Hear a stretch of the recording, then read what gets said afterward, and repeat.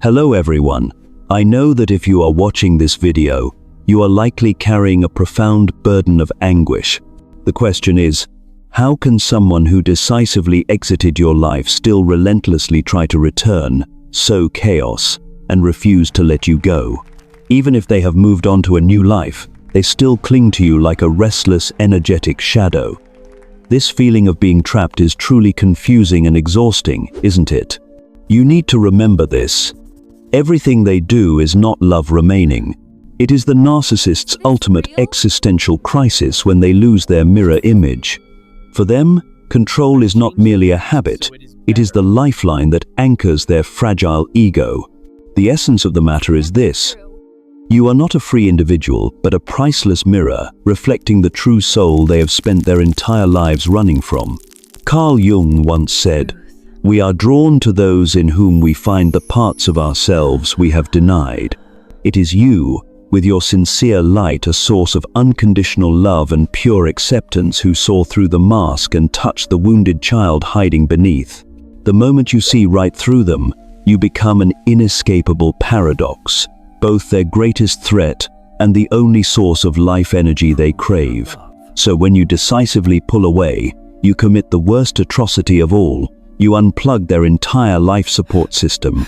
Control collapses, and that's why they can't let you go, because they're facing the death of their own psyche. In this video, we will explore the spiritual journey between the narcissist and the empath, a place where light and shadow collide. First, we'll uncover how reflection gives birth to obsession, when the empath's light exposes the darkness the narcissist has spent a lifetime denying. Next, we'll analyze the four-stage manipulation cycle, where love is distorted into an invisible ritual of control between the one who drains energy and the one who gives it away. Then, as the light withdraws, the darkness panics and collapses. And finally, we'll witness the rebirth of the soul when the empath returns to their sovereign light, realizing that only through darkness and destruction can true illumination be born. Because only when you understand why they obsess over you and why you once stayed can you finally step out of the cycle, no longer a mirror for anyone, but the free light of your own being. If these insights resonate with your heart, please show your support by hitting the like button below, sharing this important message with loved ones who need it, and don't forget to subscribe to the channel so we can continue this healing journey together. Part 1. Reflection and the birth of obsession. To decode this chaotic compulsive return, the psychological shock that fuels all the clinging and panic after their life support has been unplugged, we must begin with a moment of introspection. When a narcissist encounters a super empath, the meticulously constructed world of illusion and control inside them suddenly meets a mirror that can see through everything. In your eyes, they see themselves not through the lens of admiration or fear, but through the raw truth. And that truth both awakens and terrifies them profoundly. For the narcissist, being seen is not the same as being loved, it is being threatened. They have spent their entire lives running from themselves, and you, with your unconscious transparency, have left them nowhere to hide. In that moment, both individuals collapse and are simultaneously drawn in. You become the sacred mirror they cannot look away from, even though every glance wounds them. For the empath, love flows naturally, like breathing. You feel, you understand, you give, not to control, but because it is your unchangeable nature. But in the narcissist's universe, where everything exists only to serve the ego, your unconditional love becomes fuel, or what is commonly known as supply. This supply revives them, then makes them addicted.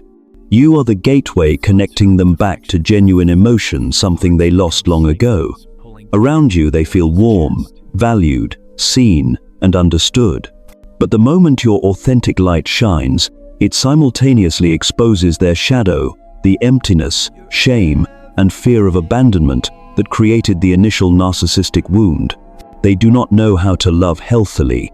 They only know how to consume love like a dying person desperately taking the last drops of water, because they lack the capacity to retain or multiply that source. Thus, what began as a sacred connection quickly transforms into a spiritual dependency. In Jungian psychology, this is projection. They project onto you everything they lack: worth, completeness, and the ability to love themselves. In their eyes, you become the savior, the only one who understands, the twin soul they always dreamed of. But remember, they do not love you, they love the reflection of themselves through you.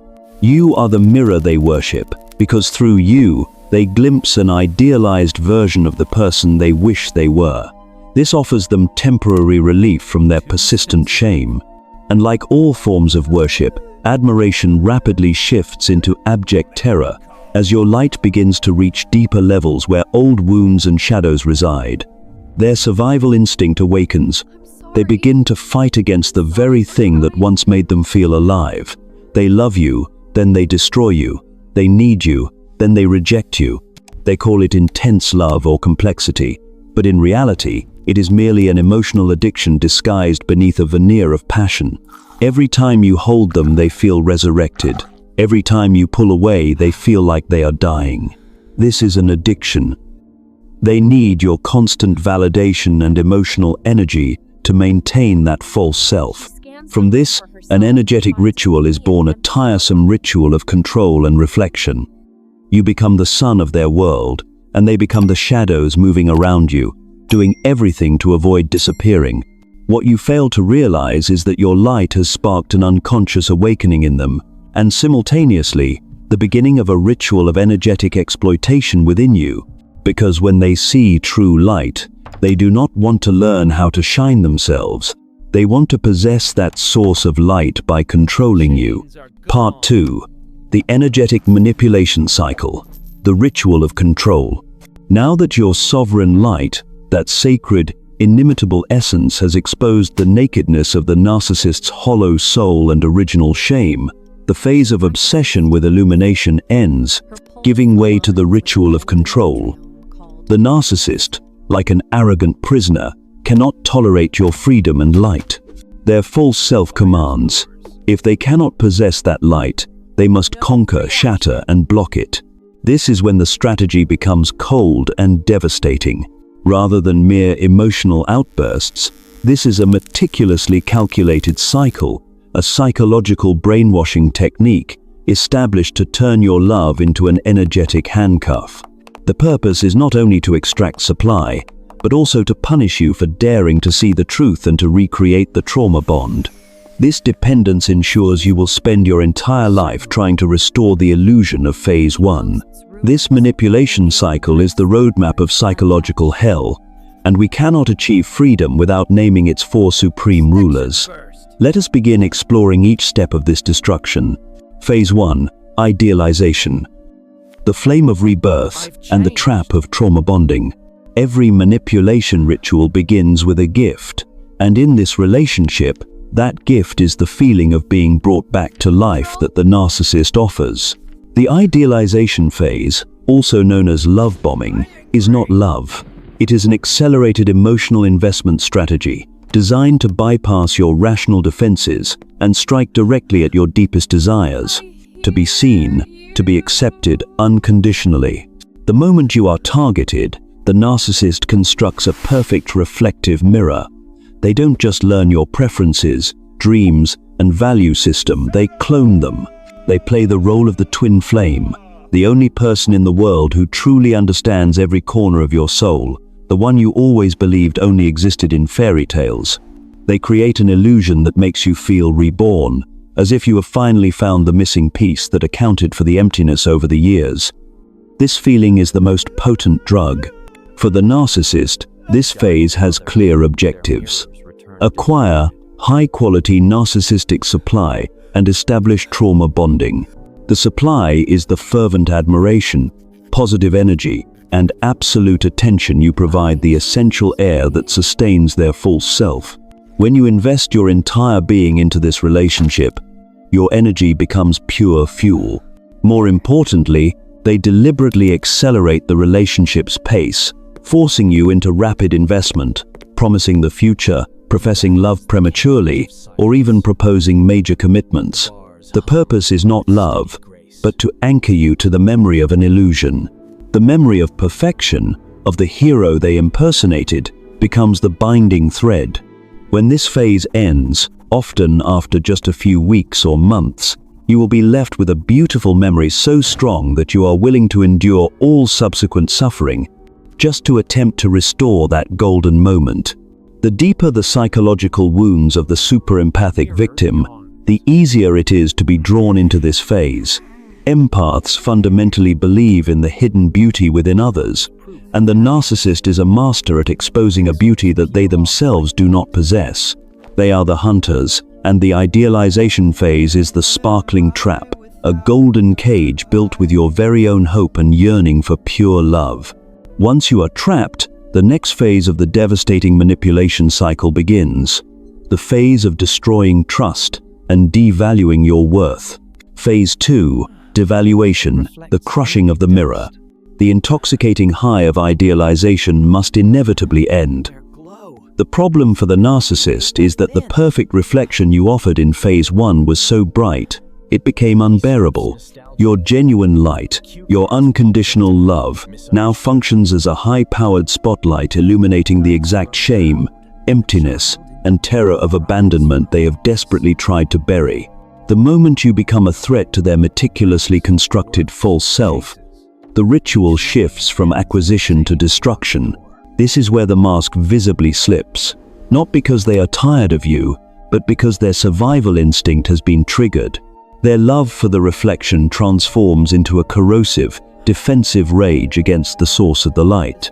The objective of devaluation is ruthlessly simple: to methodically lower your self-worth to match the level of deep-seated shame that they carry, ensuring that you stop being a mirror of truth and start reflecting only the chaos they project. The toolkit they deploy in this phase is a terrifying collection of psychological weapons. Gaslighting becomes their primary language, designed to make you doubt your own reality, sanity, and memory. You are too sensitive, I never said that, it's all in your head. They employ subtle, calculated criticism, a constant drip feed of inadequacy that erodes your confidence like acid. They weaponize the very intimate knowledge they gathered during the love-bombing phase, twisting your deepest vulnerabilities against you. Your dreams become flaws, your empathy becomes a weakness. The super-empath often finds themselves trapped in a state of agonizing confusion, desperately trying to understand what went wrong. You believe that if you just try harder, love deeper, or sacrifice more, you can reignite the flame of phase 1. This frantic effort to fix the relationship is exactly what the narcissist needs. Your confusion, your pain, your tears, and your attempts to argue or explain yourself all become negative supply, a different kind of fuel, one that confirms their power and control. They thrive on the drama and the sense of omnipotence that comes from manipulating your emotions so completely. In essence, phase 2 is the systematic breaking down of your self-sovereignty. The narcissist needs to convince you that the problem is not their inconsistency, but your inherent inadequacy. By making you dependent on their inconsistent validation, they ensure that the next time they choose to show you a fleeting glimpse of the hero from phase 1, the relief will be overwhelming, cementing the trauma bond even tighter. They are not pulling away. They are pulling you under, preparing the ground for the final, sudden removal. Phase 3. Discard. The engineered psychological shock. If phase 2 was the systematic erosion of your self-worth, phase 3, the discard, is the engineered psychological shock designed to finalize the trauma bond and assert absolute control. The narcissist does not leave because the relationship has naturally ended. They leave because your energy supply, now tainted with exhaustion and negativity, is no longer the high-quality fuel they require, or because a new, pristine source, a new victim, has been secured. The discard is almost universally characterized by its suddenness and breathtaking cruelty. It often happens without warning, during a seemingly insignificant argument, or right after a period where you felt you were finally making progress. They pull the rug out from under your feet, leaving you in a state of deep shock and cognitive dissonance, where the trauma of the ending violently clashes with the perfect memories of phase 1. The core objective of the discard is twofold. Firstly, to avoid accountability. By cutting the connection instantly and brutally, they ensure they are not rejected. They must always be the one to initiate the final act, preserving the illusion of omnipotence and preventing their deep-seated childhood fear of abandonment from being triggered by your choice. Secondly, to inflict maximum damage and ensure you remain psychologically attached. The more pain they inflict, the more time you will spend obsessing over the injustice and trying to understand their final cold words. This obsession inadvertently keeps your energy focused on them, serving as a residual form of supply. In this stage, they often employ projection of blame to absolve themselves entirely. They will rewrite the shared history, painting you as the aggressor, the unstable one, or the primary source of all problems. Everything you offered, including your genuine love and sacrifices, is deemed not enough or even toxic. The super empath's reaction is exactly what the narcissist banks on. The urge to beg, plead, and chase after the ghost of phase 1, offering more energy, more apologies, and more validation in a desperate attempt to stop the pain. Every plea confirms their power. The discard is the moment the narcissist proudly announces, "I have broken you, and I am leaving you to face the pieces." This profound sense of abandonment is the final, sharp twist that seals the trauma bond, making the victim psychologically dependent on the abuser's return to achieve closure or relief. Phase 4. Hoovering. The vacuum of abandonment. The discard is never the true end. It is merely a calculated tactic to reinforce the trauma bond. The final, cyclical stage is hoovering, named for the vacuum-like action of the narcissist attempting to suck you back into their sphere of control. This behavior is not motivated by regret or a sudden realization of your worth. It is driven purely by the fear of losing their energy source and, more profoundly, by the panic of seeing their reflection disappear entirely. Hoovering manifests in countless ways, often timed perfectly to coincide with moments of your weakness or, ironically, moments of your growing strength. It can be subtle, a cryptic text asking, "How are you?" or an email about a shared memory. It can be dramatic, a false apology, a declaration of life crisis, or even spreading rumors to force you to engage. The common thread is the lack of genuine substance. The messages are hollow, designed only to elicit a reaction. The purpose of hoovering is an extinction burst, a final, desperate attempt to reclaim control when they perceive you are truly moving on and achieving no contact.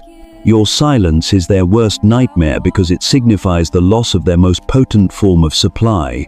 Your reaction, they need confirmation that you are still the obsessed, emotionally damaged person they left behind. Your pain confirms their power, and your detachment confirms their inadequacy. For the super empath, hoovering is the ultimate test.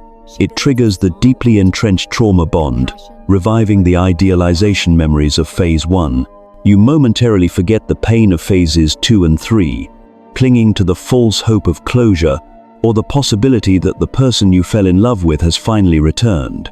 This engagement, even a simple reply, is sufficient to provide them with the fuel they need. The crucial understanding is this: the narcissist does not want you. They want the energy and validation that only your reflection can provide. By responding to the hoover, you confirm to them that their control mechanism is intact, restarting the entire cycle of idealization, devaluation, and discard, often at an accelerated and more intense pace. The only solution to the vacuum is to maintain absolute neutrality and no contact, refusing to provide the essential reaction that keeps their reflection and thus their false self alive. Part 3. When the light withdraws and the darkness panics. Every power matrix collapses when the light begins to withdraw. For the narcissist, that is the beginning of a panic they cannot name.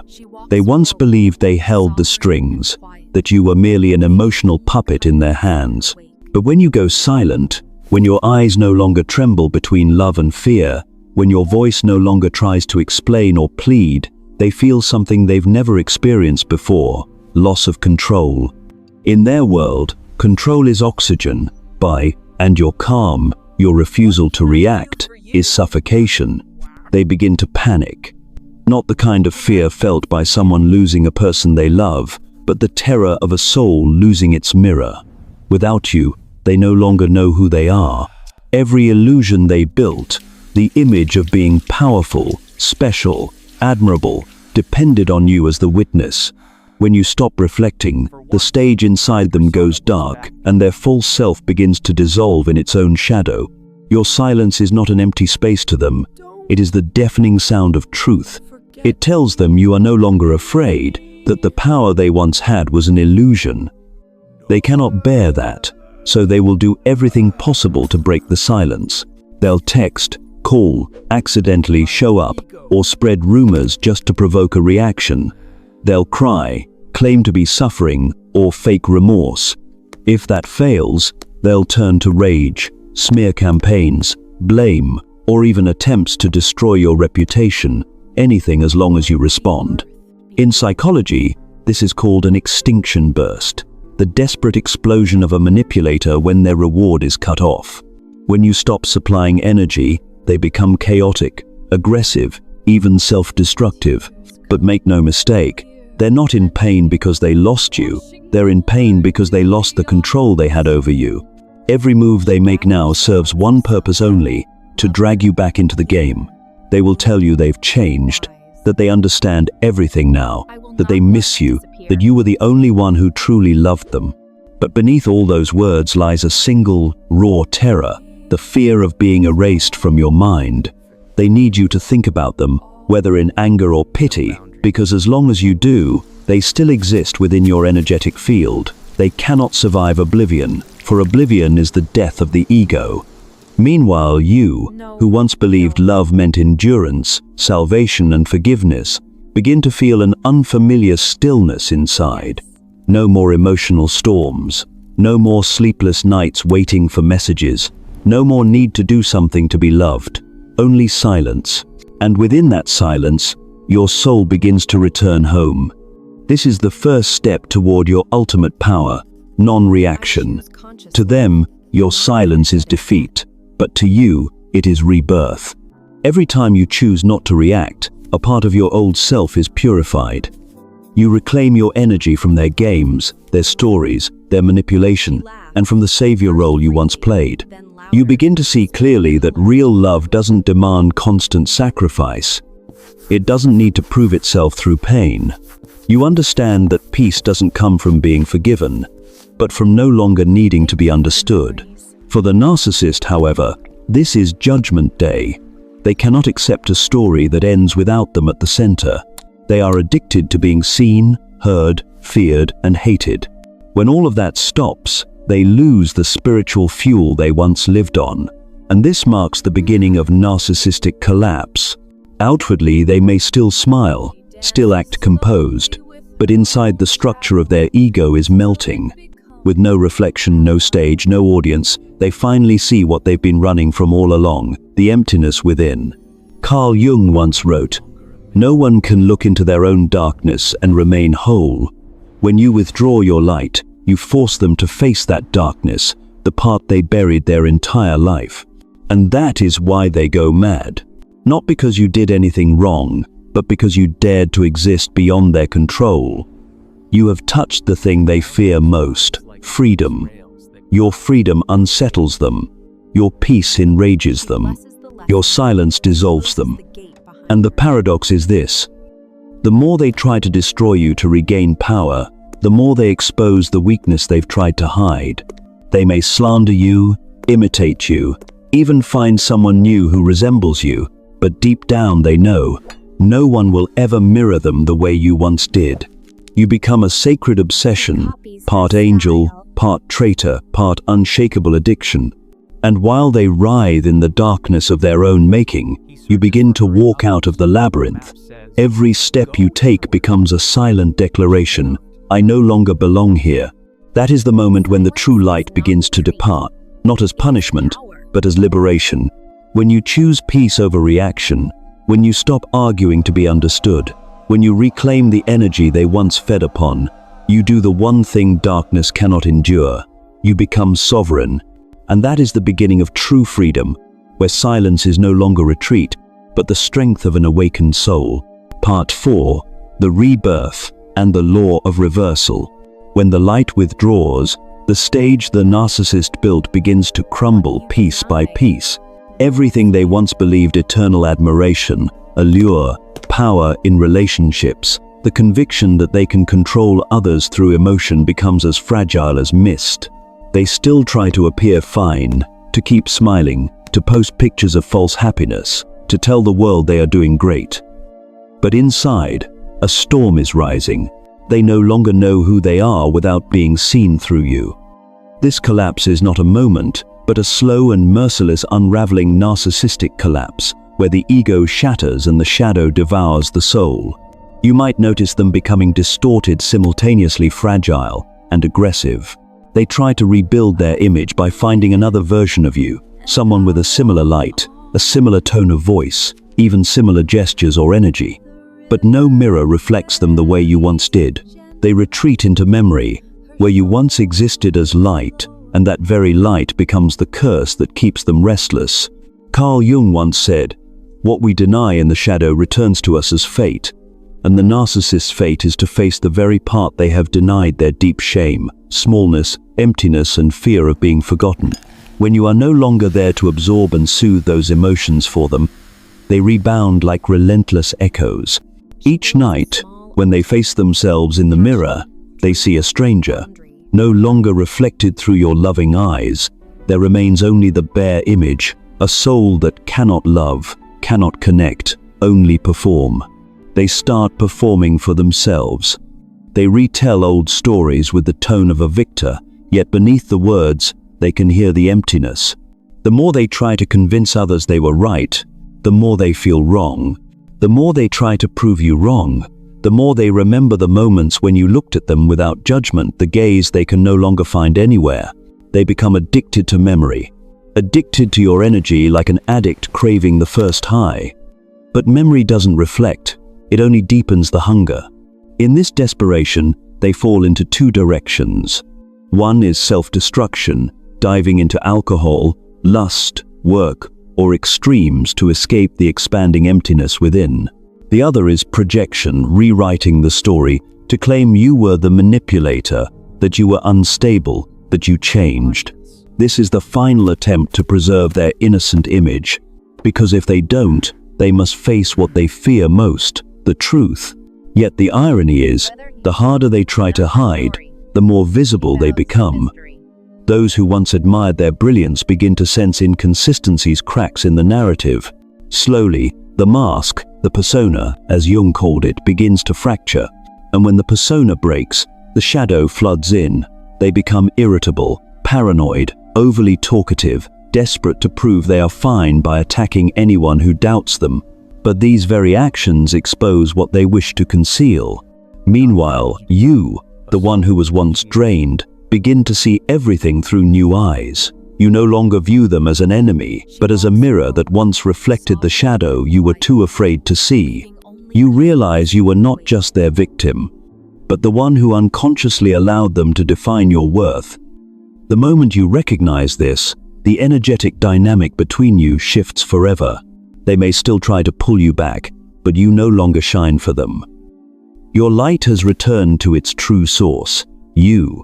For the narcissist, this is the greatest tragedy, the loss of power over the story they created.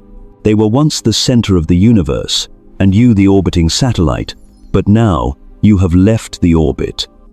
Without your reflection, their false star dims, and in the darkness they begin to hear the cracking of their own ego. This collapse is not visible to the world, because it happens quietly, within their own mind. In sleepless nights, in moments when there's no one left to manipulate, they dream of you. Not in love, but in guilt. They face the mirror, and for the first time, no illusion looks back.